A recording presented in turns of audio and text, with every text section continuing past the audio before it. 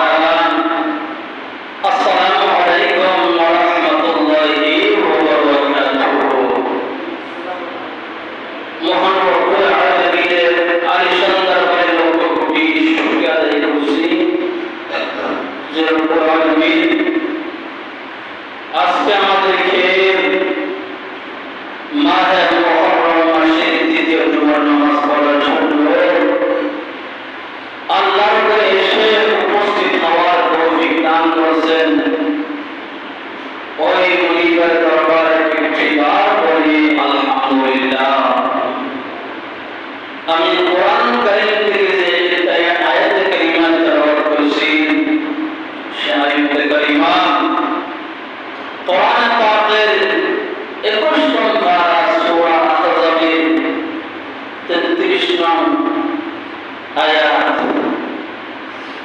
আজকের খুতবার মধ্যে এসেছে আহলে বাইতের পরিচয়, আহলে বাইতের মর্যাদা, আহলে বাইতকে মহব্বত করা এটা আমাদের জন্য ফরজ। সেজন্য কোরআন কারীমের মধ্যে আল্লাহ পাক রব্বুল আলামিন আহলে বাইত সম্পর্কে কোরআনে পাকের মধ্যে এসেছে। বিসমিল্লাহির রহমানির রহিম। ইন্নামা ইউরিদুল্লাহু লিয়ুযহিবা আনকুম রিজসা আহলাল বাইতি ওয়া ইউতাহহিরাকুম তাতহীরা। আল্লাহ পাক রব্বুল আলামিন কোরআনে পাকের মধ্যে আল্লাহ ঘোষণা দিয়েছেন, ইন্নামা ইউরিদুল্লাহু লিয়ুযহিবা আনকুম রিজসা আহলাল বাইত। হে আহলাল বাইতগণ, আল্লাহ চান তোমাদের থেকে অপবিত্রতা দূর করতে। ওয়া ইউতাহহিরাকুম তাতহীরা, তোমাদেরকে পূর্ণভাবে পবিত্র রাখবে। এখন আসেন আহলে বাইত কাকে বলা হয়? আহলে বাইত কাদেরকে বলা হয়? হাদিসে পাকের মধ্যে এসেছে আহলে বাইত বলা হয় আমার রাসূল মাওলা আয়েশা গোলাম ফাতেমা, ইমাম হাসান, ইমাম হুসাইনকে আহলে বাইত বলা হয়। যাদেরকে পাকের পঞ্চম বলা হয়। পাক মানে পবিত্র, পঞ্চ মানে হচ্ছে পাঁচ, তন মানে হচ্ছে দেহ, পাঁচটি দেহর সমন্বয়ে গঠিত, তাদেরকে আহলে বাইত বলা হয়। সুতরাং মুসলিম শরীফের মধ্যে এসেছে সাহাবা সাহাবী বলেন আবি ওয়াক্কাস রাদিয়াল্লাহু তাআলা আনহু থেকে বর্ণিত, লাম্মা নাযাল হাযিল আয়াত নাদউ আবানানা ওয়া আবানাকুম, যখন এই আয়াতের কারিমা নাযিল হলো, এই আয়াতকে বলা হয় আয়াতে মুবাহামা। যখন এই আয়াতের কারিমা নাযিল হলো, দাআ রাসূলুল্লাহি সাল্লাল্লাহু আলাইহি ওয়াসাল্লাম, আমার রাসূল ডাক দিলেন, আলিয়ান ওয়া ফাতিমা ওয়া হাসান ওয়া হুসাইন। আমার রাসূল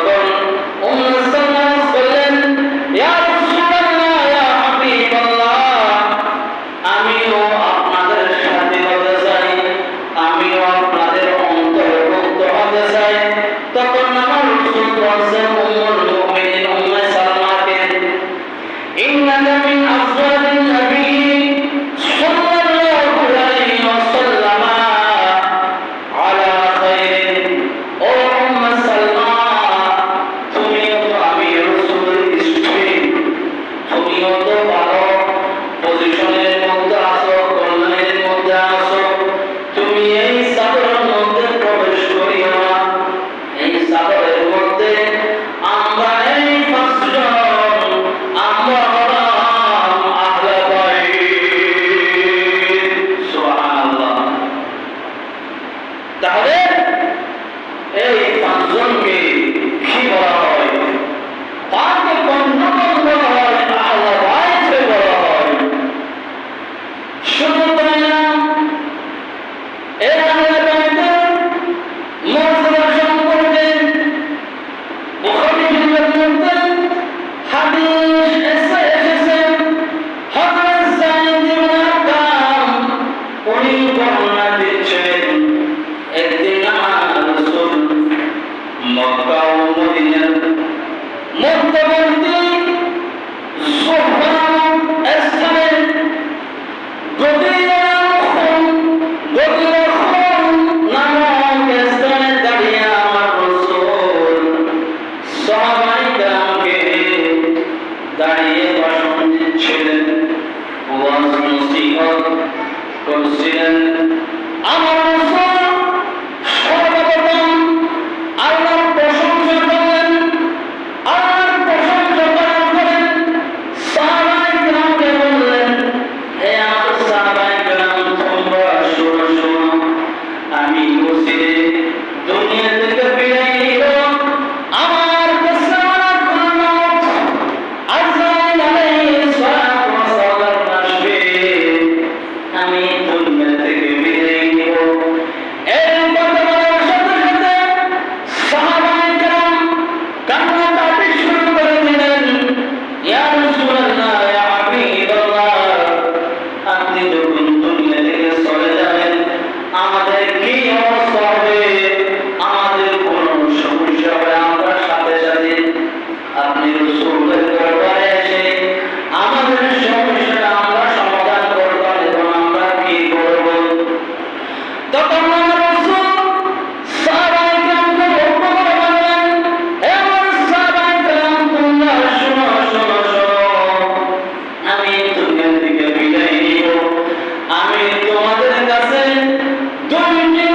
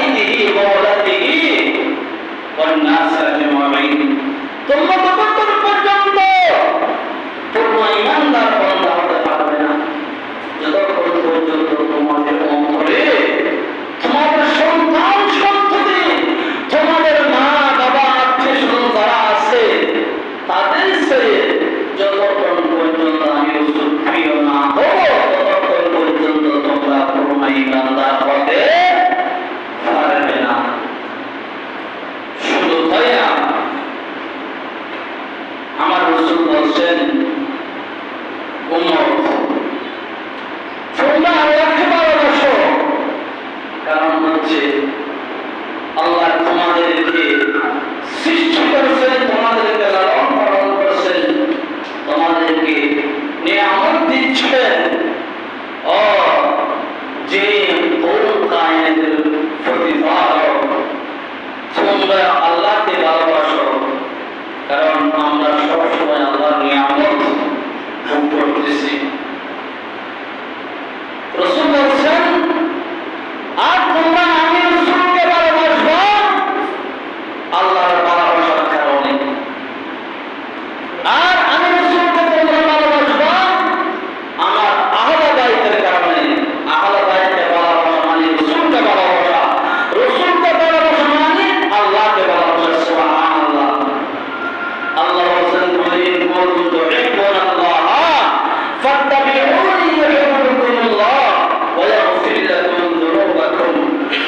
আল্লাহ বলেন, যদি তোমরা আমি আল্লাহর ভালোবাসা পেতে চাও তাহলে তোমরা আমার হাবিবের ইতাআত করো, অনুসরণ করো। যদি আমার হাবিবকে অনুসরণ করো, মহব্বত করো, ভালোবাসো, আমি আল্লাহ তোমাদেরকে ভালোবাসবো। শুধু তোমাদের ভালোবাসবো না, আমি তোমাদের গুনাহগুলো আমি মাফ করে দিব। সুবহানাল্লাহ। আমার রাসূল বলেন, তোমরা আর আমার আহলে বাইতকে মহব্বত করো। শুধু তাই না, আল্লাহ পাক কোরআনে কারীমের মধ্যে ইরশাদ করেছেন, কুল লা আসআলুকুম আলাইহি আজরান ইল্লাল মাওয়াদ্দাতা ফিল কুরবা। আমার রাসূল বিকাশ করে আল্লাহ বলেছেন, কুল লা আসআলুকুম আলাইহি আজরান। আমার রাসূল বলেছেন, আমি রাসূল ইসলামের দাওয়াতের বিনিময়ে আমার উম্মতের কাছে আমি রাসূল কিছু চাই না। আমি ইসলাম প্রচার করার জন্য তায়েফের ময়দানে কাফেররা আমাকে আঘাত করেছে, আমাকে নির্যাতন করেছে, নিপীড়ন করেছে। শুধু তাই উহুদের ময়দানে আমি রাসূলের দন্দন মুবারক শহীদ করেছি ইসলামের বিনিময়ে। এই কারণে আমি তোমাদের কাছে কিছু চাই না। আমি রাসূল তোমাদের কাছে একটি জিনিস চাই, সেটা হচ্ছে ইল্লাল মাওয়াদ্দাতা ফিল কুরবা। তোমরা আমার আহলে বাইতকে মহব্বত করবা, সেটা আমি রাসূল তোমাদের কাছে চাই। আমি রাসূল তোমাদের কাছে সেটা চাই। শুধু তাই না, আমার রাসূল একদিন আমার রাসূল দরবারে ইমাম হাসান হুসাইন দুইজন আসলেন। আমার রাসূল ইমাম হাসান হুসাইনকে এভাবে হাত ধরলেন। দেওয়ার পরে আমার রাসূলের সাহাবায়ে কেরামগুলো খবর করলেন, যে ব্যক্তি আমার এই হাসান হুসাইনকে ভালোবাসবে, আমার পরিবার টুকরো আমার ফাতেমাকে ভালোবাসবে, আলীকে ভালোবাসবে, কিয়ামতের ময়দানে সেই ব্যক্তি আমি রাসূলের সাথে থাকবে। সুবহানাল্লাহ। আমি রাসূলের মর্যাদায় থাকবে। সুবহানাল্লাহ। আমার রাসূল বলেন, মান আহাব্বাল হাসান ওয়াল হুসাইন ফাকাদ আহাব্বানি। যে ব্যক্তি ইমাম হাসান হুসাইনকে মহব্বত করলো, সে আমি রাসূলকে মহব্বত করলো। ওয়া মান আবগাদানি আবগাদাহুমা ফাকাদ আবগাদানি। যারা ইমাম হাসান হুসাইনের সাথে কি রাখবে, শত্রুতা রাখবে, হিংসা করবে, সেই মূলত আমি রাসূলের সাথে কি করলো, হিংসা করলো, শত্রুতা রাখলো। যারা আহলে বাইতকে মহব্বত করবে, ভালোবাসবে, আল্লাহ তাদেরকে ভালোবাসবে। আল্লাহ যাদেরকে ভালোবাসবে, আল্লাহ দয়া করে, মেহেরবানি করে আল্লাহ ওই বান্দাকে জান্নাত দিয়ে দিবে। সুবহানাল্লাহ। যারা আহলে বাইতকে মহব্বত করবে না, আল্লাহ তাদেরকে ভালোবাসবে না, আল্লাহ যাদেরকে ভালোবাসবে না, আল্লাহ তাদেরকে জাহান্নামের মধ্যে দিয়ে দিবে। তাহলে আহলে বাইতকে মহব্বত করতে হবে। শুধু তাই না, যার অন্তরে আহলে বাইতের মহব্বত নাই, সেই আল্লাহ বলে খানাটা বাইরে যে নামাজে লিপ্ত হয়, রোজায় লিপ্ত হয়, কিন্তু ওই নামাজ ওই রোজা আল্লাহ দরবারে কবুল হবে না যতক্ষণ পর্যন্ত আপনার আল্লাহর মহব্বত না থাকে। আহলে বাইতের মহব্বত থাকলে আপনার নামাজ আপনার রোজা কবুল হবে। শুধু তাই না, ইমাম ফখরুদ্দীন রাজি রাহমাতুল্লাহ আলাইহি ওনার একটি কিতাব রয়েছে, যে কিতাবের নাম হচ্ছে তাফসীরে কাশাফ। ওই তাফসীরে কাশাফের মধ্যে কুল্লা আসসালামু আলাইহি আজরান ইল্লা মামাত্তার শুরু করবেন। এই আয়াতের ব্যাখ্যায় ইমাম ফখরুদ্দীন রাজি রাহমাতুল্লাহ আলাইহি ওনার একটি লম্বা হাদিস লিখেছেন। ওই হাদিসের মধ্যে এসেছে মান মাতারা হুব্বি আলা মুহাম্মাদিন, আমার রাসূল হাদিসে মুবারকের মধ্যে আমার রাসূল ঘোষণা দিয়েছেন, যেই ব্যক্তি আহলে বাইতকে ভালোবাসবেন, ইমাম হাসানকে ভালোবাসবেন, ইমাম হোসেনকে ভালোবাসবেন, মা ফাতিমা জাহরা রাদিয়াল্লাহু তাআলা আনহাকে ভালোবাসবেন, মাওলানা আলী শাহকে ভালোবাসবেন, আমার রাসূলের পরিবারকে যারা মহব্বত করবে ভালোবাসবেন। আমার রাসূল বলেন মাতা শাহীদান, সেই ব্যক্তি শহীদ অবস্থায় ইন্তেকাল করছে। আমার রাসূল বলেন মান মাতা হুব্বি আলা মুহাম্মদ, যে আহলে বাইতের মহব্বত দিয়ে ভালোবাসা ইন্তেকাল করবে, আমার রাসূল বলেন মাতা মাগফুরান, আল্লাহ পাক রব্বুল আলামিন আহলে বাইতের ভালোবাসার কারণে আল্লাহ পাক রব্বুল আলামিন ওই ব্যক্তির গুনাহগুলো আল্লাহ মাফ করে দিবেন। শুধু তাই না, আমার রাসূল বলেছেন মান মাতা হুব্বি আলা মুহাম্মাদিন সাল্লাল্লাহু আলাইহি ওয়াসাল্লাম, যে ব্যক্তির অন্তরের মধ্যে আহলে বাইতের মহব্বত থাকবে ভালোবাসবেন, আমার রাসূল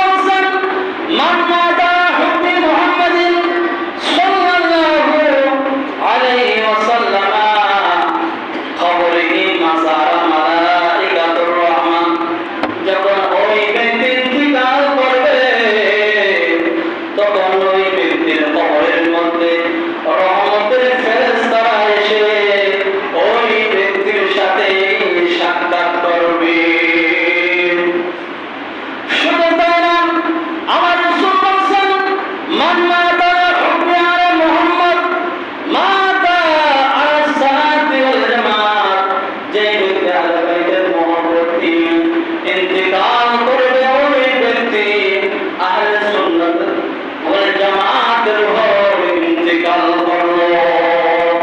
আর যে ব্যক্তি আহলে বাইতকে মহব্বত করবে না, ভালোবাসবে না, আহলে বাইতের সাথে শত্রুতা রাখবে, ওই ব্যক্তি যখন ইন্তিকাল করবে সাথে সাথে ওই ব্যক্তির কবরের মধ্যে লেখা থাকবে, ওই ব্যক্তির কবরের মধ্যে লেখা থাকবে ওই ব্যক্তি আল্লাহর রহমত থেকে বঞ্চিত। শুধু তাই না, ওই ব্যক্তির কবরের মধ্যে কাফের লেখা থাকবে। আর যে ব্যক্তি আহলে বাইতকে মহব্বত করবে না, ভালোবাসবে না, ওই ব্যক্তি জান্নাতে সুগন্ধি পর্যন্ত পাবে না। যারা আহলে বাইতকে মহব্বত করবে না, জান্নাত তো দূরের কথা, জান্নাতের সুগন্ধি পর্যন্ত পাবে না। কারণ আমার রাসূল বলেছেন, আল হাসান ওয়াল হুসাইন সাইয়্যিদা শাবাবি আহলিল জান্নাহ। আমার ইমাম হাসান ইমাম হুসাইন এই দুইজন জান্নাতের যুবকদের সর্দার। শুধু তাই না, আমার রাসূল বলেছেন, আর মহিলাদের সর্দারকে ফাতেমা। তাহলে যারা আহলে বাইতকে মহব্বত করবে না, ইমাম হাসান হোসেন তাদের জন্য শাফাআত করবে না, যে মহিলার অন্তরের মধ্যে মা ফাতেমাকে মহব্বত করবে না, মা ফাতেমার চরিত্র গ্রহণ করবে না, সেই ব্যক্তি মা ফাতেমার সুপারিশ গ্রহণ করতে পারবে না। তাহলে আমাদের মা বোনদের উচিত মা ফাতেমার চরিত্র কেমন ছিল, মা ফাতেমার চরিত্র গ্রহণ করতে হবে। মা আয়েশা সিদ্দিকার চরিত্র কেমন ছিল, বিবি খদিজার চরিত্র কেমন ছিল, সেই চরিত্র গ্রহণ করতে হবে। এখন সমাজের মধ্যে আমাদের মা বোনরা এখন এই চরিত্র আছে, আমার মনে হয় নাই। শুধু তাই না, আমার রাসূল ইমাম হাসান হোসেনকে কেমন মহব্বত করতেন। ইমাম হাসান হোসেনকে দেখা মানে আমার রাসূলকে দেখা। কারণ হাদিসে পাকের মধ্যে এসেছে, ইমাম হাসান নাকি আমার রাসূলের মাথা থেকে বুক পর্যন্ত আমার রাসূলের সাদৃশ্য, আমার রাসূলের মতো দেখতে। ইমাম হোসেন আমার রাসূলের পক্ষ থেকে হাঁটু পর্যন্ত ইমাম হোসেন আমার রাসূলের মতো। সেই জন্য আমার রাসূল বলেছেন, তোমরা আমার ইমাম হাসান ইমাম হোসেনকে বেশি বেশি মহব্বত করবা। শুধু তাই, একদিন আমার রাসূলের দরবারে ইমাম হোসেন আসলেন। আমার রাসূল ইমাম হোসেনকে ডানে বসালেন। আমার রাসূলের একজন ছেলে ছিল, তার নাম ইব্রাহিম। উনি ছোটবেলা ইন্তিকাল করছেন। উনি আসলেন, ওনাকে আমার রাসূলের বাম পাশে বসালেন। সেই সময় জিবরিল আলাইহিস সালাতু ওয়াস সালাম আসলেন। আসার পর বললেন, ইয়া রাসূলুল্লাহ, ইয়া হাবিবাল্লাহ, এই দুইজন থেকে আপনাকে একজনকে ছেড়ে দিতে হবে। এই তিনজনকে আপনি রাখতে পারবেন না, আপনি কাকে রাখবেন সেটা আপনার ব্যক্তিগত কথা। তখন আমার রাসূল চিন্তা করতে লাগলেন, আমি যদি ইমাম হোসেনকে দিয়ে আল্লাহর কাছে সুপারিশ করে দিই, তাহলে আমি রাসূল কষ্ট পাবো, আমার ফাতেমা কষ্ট পাবে, মওলা আয়েশা কষ্ট পাবে। আমি সেটা চাই না। আমি আমার ইব্রাহিমকে আমি আল্লাহর কাছে সুপারিশ করে দিলাম। এর কিছুদিন পরে ইব্রাহিম ইন্তেকাল করছে। ইন্তেকাল করার পরে আমার রাসূলের দরবারে ইমাম হোসেন সবসময় আসা যাওয়া করতেন। আমার রাসূলের মনকে মহব্বত করতেন, সম্মান করতেন ইমাম হোসেন রাদিয়াল্লাহু তাআলা আনহু। সেই ইমাম হোসেনকে কারবালার ময়দানে নামদারি মুসলমান এজিদরা কি করছে, শহীদ করে দিয়েছে। শুধু তাই না, ইমাম হাসান ইমাম হোসেনের মর্যাদা কেমন ছিল। সিদ্দিক আকবর বলতেছে, আমি সিদ্দিক আকবরের কাছে আমার পরিবার আছে, আমার রাসূল আহলে বাইত আমার কাছে সবচেয়ে প্রিয়। শুধু তাই না, ফারুক আযমের আমলের, ফারুক আযমের খেলাফতকালে যখন মাদায়ের শহর জয়লাভ করলো, যেখানে আল্লাহ পাক রব্বুল আলামিন হযরত শুআয়ব আলাইহিস সালামকে পাঠালেন, ওয়াইলা মাদানা আখাহুম শুআয়বা,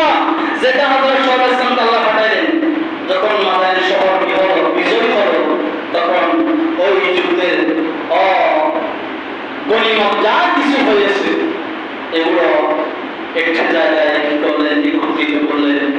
তখন ইমাম হোসেন আসলেন, এ ফারুক আজম, আমার যা প্রাপ্য এগুলো আমাকে দিয়ে দাও। ফারুক আজম ইমাম হোসেনকে 1000 দিরহাম দিয়ে দিলেন। তারপর ইমাম হাসান আসলেন, তাকে 1000 দিরহাম দিয়ে দিলেন। তারপর ফারুক আজম একজন ছেলে ছিল যার নাম আব্দুল্লাহ, উনি আসলেন, ওনাকে দিলেন ফারুক আজম 500 দিরহাম।